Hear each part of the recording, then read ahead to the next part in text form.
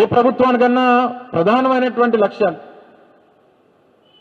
ఒక ప్రభుత్వం రాష్ట్రంలో ఏర్పాటైనప్పుడు ఒక నాయకుడు దాన్ని పాలించేటువంటి అవకాశం తీసుకున్నప్పుడు ప్రజలు కోరుకునేటువంటిది, ప్రజలు వారి నుంచి ఆశించేటువంటిది మనకు మంచి మెరుగైనటువంటి జీవనం దొరుకుతుంది, నా పిల్లలకి మెరుగైనటువంటి విద్య అందుతుంది, మాకేదైనా కష్టం వస్తే మెరుగైనటువంటి వైద్యం అందుతుంది, మాకేదైనా ఆపద వస్తే ప్రభుత్వం దాన్ని మమ్మల్ని ఆదుకుంటుంది అనేటువంటి ఒక ఆశతో ప్రజలు ఓట్లేసి అవకాశాలు కల్పిస్తూ ఉంటారు. వాటన్నిటిని కూడా అడియాసలు చేశారు. ఫీజు రీయింబర్స్మెంట్ లేదు. ఫీజు రీయింబర్స్మెంట్ లేకపోవడం వల్ల కాలేజీలకు ఏం నష్టం లేదు. ఎందుకంటే వాళ్ళకి ఎప్పుడన్నా వస్తే పిల్లలు ఇబ్బంది పడతా ఉన్నారు, పరీక్షలు రాయనివ్వట్లేదు. దాదాపు 5,000 కోట్ల రూపాయల పైచీలకు ఫీజు రీయింబర్స్మెంట్ బకాయిలు, దగ్గర 4,500 కోట్ల రూపాయలు ఆరోగ్యశ్రీ బకాయిలు. అంటే వీటన్నిటిని కూడా ఎందుకు నీరుగారుస్తూ ఉన్నారు అంటే ప్రైవేట్ వాళ్ళు బాగుండాలి, ప్రైవేట్ వాళ్ళకి మంచి జరగాలి, కార్పొరేట్లకు మేలు జరగాలి అనేటువంటి ఒక దృక్పథం ఈరోజు రాష్ట్రంలో ఉన్నటువంటి ప్రజలకు కలుగుతూ ఉంది. ఈ ముఖ్యమంత్రి ఈ ఉద్దేశంతోనే పనిచేస్తా ఉన్నాడు, ఈ ముఖ్యమంత్రి ఈ ఆలోచనతో పనిచేస్తున్నాడు అనేటువంటి ఆలోచన ఈరోజు రాష్ట్ర ప్రజలందరికీ కూడా ఉంది. చివరికి ఆ రోజు జగన్మోహన్ రెడ్డి గారు సినిమా టికెట్ల రేట్లు తగ్గిస్తే మా మీద పెద్ద ఎత్తున దాడి చేశారు. ఈరోజు చివరికి ప్రొడ్యూసర్లతో సహా ఎవరో మా అయితే 4-5 సీనియర్ యాక్టర్లకో లేదా పెద్ద యాక్టర్లకో ఇబ్బంది కలగవచ్చు, కానీ చిన్న స్థాయి నిర్మాతల దగ్గర నుంచి పెద్ద స్థాయి ఎగ్జిబిటర్ల వరకు, డిస్ట్రిబ్యూటర్ల వరకు ఆ రోజు జగన్మోహన్ రెడ్డి గారు తీసుకున్నటువంటి నిర్ణయమే కరెక్ట్ కదా అనేటువంటి పరిస్థితి ఈరోజు వచ్చారు. మీరు ఎన్ని దారులు తిరిగినా, చంద్రబాబు నాయుడు గారు, ఈ కూటమిలో ఉన్నటువంటి నాయకులు మీరు ఎన్ని అడ్డదారులు తిరిగినా, ఎన్ని దొడ్డిదారులు తిరిగినా చివరికి మీరు రావాల్సినటువంటిది జగన్మోహన్ రెడ్డి గారి దారిలోకే మీరు రావాలనేటువంటి పరిస్థితులు ఈరోజు రాష్ట్రంలో కనబడతా ఉన్నాయి. అది విద్యలో కానీ, వైద్యంలో కానీ, వ్యవసాయంలో కానీ, ఏ రంగంలో చూసినా జగన్మోహన్ రెడ్డి గారు తీసుకున్నటువంటి నిర్ణయాలే కరెక్టు, ఆయన ఆలోచనే కరెక్టు అనేటువంటిది అర్థమవుతా ఉంది. లేనిపోయినటువంటి ఒక తప్పుడు ప్రచారాన్ని జగన్మోహన్ రెడ్డి గారు మీద చేసి ఏదో విధ్వంసం అని చెప్పి ఒక తప్పుడు ప్రచారాన్ని జగన్మోహన్ రెడ్డి గారి మీద చేసి రాజకీయంగా దాన్ని ఉపయోగించుకునేటువంటి కార్యక్రమం చేశారు. ఏంటి జగన్మోహన్ రెడ్డి గారు చేసినటువంటి విధ్వంసం? రాష్ట్రంలో 45,000 పాఠశాలలు ఉంటే వాటిని బాగు చేసి పిల్లలకు మెరుగైనటువంటి విద్యను అందించి ప్రపంచ స్థాయిలో మిగిలినటువంటి కార్పొరేట్ కాలేజీల్లో, స్కూల్స్లో చదువుతున్నటువంటి పిల్లలతో పోటీ పడేటువంటి దానికి పేదవాడి కుటుంబంలో ఉన్నటువంటి ఆ విద్యార్థిని తీర్చిదిద్దడం విధ్వంసం అని అడుగుతా ఉన్నాం. దేనికి విధ్వంసం? దాదాపు 2,500 జబ్బుల్ని ఆరోగ్యశ్రీ కింద తీసుకొని వచ్చి అప్పటికే ఉన్నటువంటి మరో 1000 జబ్బుల్ని కలిపి 3,500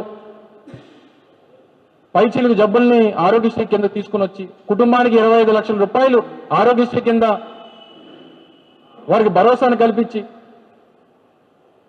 పేదవాడికి ఏదైనా ఆరోగ్యపరమైనటువంటి కష్టం వస్తే ఆ ప్రాణాన్ని కాపాడడానికి జగన్మోహన్ రెడ్డి గారి ప్రభుత్వం ఉంది అని చెప్పి ఆ రోజు ఆ భరోసాని జగన్మోహన్ రెడ్డి గారు కల్పించడం విధ్వంసం అని అడుగుతా ఉన్నాం. దేశంలో ఎక్కడా లేనటువంటి విధంగా దేశవ్యాప్తంగా 11 ఇండస్ట్రియల్ కారిడార్లు ఉంటే అందులో 3 ఇండస్ట్రియల్ కారిడార్లు ఉన్నటువంటి ఏకైక రాష్ట్రం ఆ రోజు జగన్మోహన్ రెడ్డి గారి పరిపాలించినటువంటి ఆంధ్రప్రదేశ్. చెన్నై, బెంగళూరు, విశాఖపట్నం, చెన్నై, బెంగళూరు, హైదరాబాద్ 3 ఇండస్ట్రియల్ కారిడార్లు తీసుకొని వచ్చి ఈ 3 ఇండస్ట్రియల్ కారిడార్ల పరిధిలో 50,000 ఎకరాల ఇండస్ట్రియల్ భూమిని సేకరించి అనేక పరిశ్రమల ఏర్పాటుకి దోహదపడి పారిశ్రామికంగా ఈ ప్రాంతాన్ని అభివృద్ధి చేసి ఈజ్ ఆఫ్ డూయింగ్ బిజినెస్ లో దేశంలోనే నంబర్ 1 రాష్ట్రంగా పెట్టినటువంటి జగన్మోహన్ రెడ్డి గారు చేసినటువంటి ఆ కార్యక్రమం విధ్వంసం అని అడుగుతా ఉన్నాం. 4 సార్లు ముఖ్యమంత్రిగా పనిచేసినటువంటి చంద్రబాబు నాయుడు గారు ఏ రోజు ఈ రాష్ట్రంలో పోర్టు కట్టాలని చెప్పి ఆలోచన చేయనటువంటి పరిస్థితిలో ఉంటే, మాకు ఇచ్చినటువంటి 5 సంవత్సరాల కాలంలో జగన్మోహన్ రెడ్డి గారు ఈ రాష్ట్రంలో 3 పోర్టులు, మచిలీపట్నం, మూలపేట, రామాయపట్నం, వీటితో పాటు ఒక గ్రీన్ఫీల్డ్ పోర్టు కాకినాడలో 4 పోర్టులు నిర్మించేటువంటి దానికి ముందుకొచ్చి ఫిషింగ్ హార్బర్లు 10 ఫిషింగ్ హార్బర్లు నిర్మాణానికి ముందడుగు వేసి 6 ఫిష్ ల్యాండింగ్ సెంటర్ల నిర్మాణాన్ని మొదలుపెట్టి బ్లూ ఎకానమీని రాష్ట్రంలో సృష్టించి తద్వారా అనేక వేల మందికి, లక్షల మందికి ఉపాధి కల్పించాలన్నటువంటి గొప్ప ఆలోచన చేసినటువంటి జగన్మోహన్ రెడ్డి గారు విధ్వంసకారుడా అని అడుగుతా ఉన్నాం. ఇన్ని కార్యక్రమాలు పారిశ్రామికంగా, విద్యపరంగా, వైద్యపరంగా, వ్యవసాయం పరంగా రైతు భరోసా కేంద్రాలు తీసుకొని వచ్చి ప్రతి గ్రామంలో రైతు భరోసా కేంద్రాలు తీసి ఈరోజు యూరియా కోసం కొట్టుకు వస్తా ఉన్నారు. అటువంటి రైతు భరోసా కేంద్రాలని రాష్ట్రంలో ప్రతి గ్రామంలో ఏర్పాటు చేసి వారికి విత్తనాలు కానీ, ఎరువులు కానీ ఇచ్చి తిరిగి మళ్ళీ ఆ ధాన్యాన్ని సేకరించేటువంటి బాధ్యత కూడా అదే రైతు భరోసా కేంద్రాల ద్వారా పెట్టించి రైతుకి ఏ కష్టం లేకుండా గిట్టుబాటు ధర వచ్చేటువంటి విధంగా ముందడుగు వేసి వ్యవసాయాన్ని పండుగ వాతావరణంలో తీసుకొచ్చినటువంటి జగన్మోహన్ రెడ్డి గారు విధ్వంసకారుడు అని అడుగుతా ఉన్నాం. ఈరోజు అదే ఋషికొండ గురించి లేనిపోయినటువంటి తప్పుడు ప్రచారాలు చేసి జగన్మోహన్ రెడ్డి గారు ఇల్లని, జగన్మోహన్ రెడ్డి గారు సొంత భవనాలని, వృధాగా డబ్బులు ఖర్చు పెట్టేశారు జగన్మోహన్ రెడ్డి గారు అని చెప్పి తప్పుడు ప్రచారం చేశారు. ఈరోజు ఏం చెప్తా ఉన్నారు? ఇది ఒక ఐకానిక్ బిల్డింగ్. ఈరోజు దేశంలో ప్రముఖ సంస్థలన్నీ ముందుకు వస్తూ ఉన్నాయి. ఒక ప్రభుత్వానికి ఒక రకమైనటువంటి పాలసీలు ఉంటాయి. ఈరోజు ఈ ప్రభుత్వం వచ్చింది, మేము అనుకున్నటువంటి విధానాన్ని వారు మార్చాలని చెప్పని అనుకున్నప్పుడు వారి విధానాన్ని తగ్గట్టుగా దాన్ని ఉపయోగించుకోవాలి తప్ప లేనిపోయినటువంటి తప్పుడు ప్రచారాలు చేసి దాదాపు సంవత్సరాల 18 నెలలు 20 నెలలు పూర్తయిపోయింది.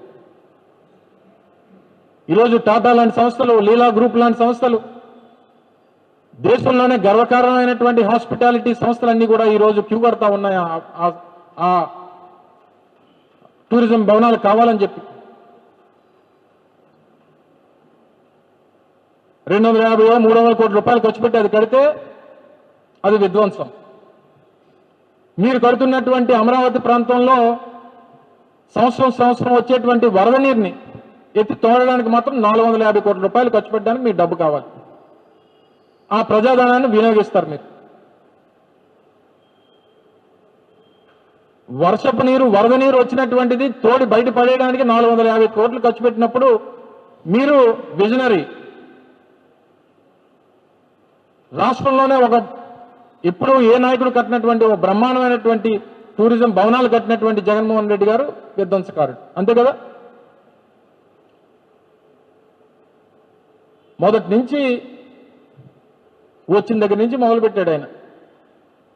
Visakhapatnam AI city, Kurnool drone city, Amaravati quantum city, Tirupati future city,